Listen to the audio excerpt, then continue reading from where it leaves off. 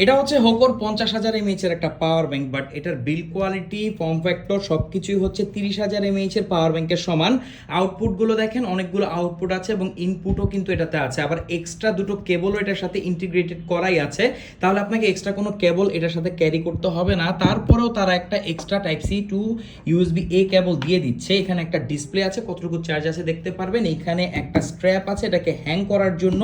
এটার স্পেশালিটি হচ্ছে এটার প্রাইস অনেক কম, আউটপুট বেশি, এবং আরেকটা ইন্টারেস্টিং জিনিস, এটা কিন্তু 22.5 ওয়াটের ফাস্ট চার্জিং সাপোর্ট করে। এখানে দুটো পোর্ট আছে, দুটো পোর্ট দিয়ে আর এইটা আপনি যে কোনো জায়গায় ক্যারি করতে পারবেন, বাট আপনি অন্য দেশে নিয়ে যেতে পারবেন না, কারণ স্বাভাবিক এগুলো ভাই এয়ারপ্লেনে সাপোর্ট করে না। আবার দেখেন এখানে কিন্তু লাইটও দেওয়া আছে, মানে একটা পাওয়ার ব্যাংক আপনি কত কিছু পাচ্ছেন জাস্ট চিন্তা করে দেখেন। তো এটা কিন্তু চেঞ্জও হয়, ইমার্জেন্সিও আছে। তো আপনি যদি একটা 50,000 mAh এর পাওয়ার ব্যাংক দিতে চান ফাস্ট চার্জিং, তাহলে হোকো MMZ12 হতে পারে আপনার জন্য বেস্ট একটা অপশন। এটার প্রাইসও অনেক কম, 20,000 টাকার যে 20,000 mAh এর যে পাওয়ার ব্যাংক সেটা থেকে কিছুটা বেশি। তো আপনি যদি নেন ভাই এইটাই নেন, তাইলে আপনার আর অনেক বছর পাওয়ার ব্যাংক কেনার কোনো প্যারাই নিতে হবে না।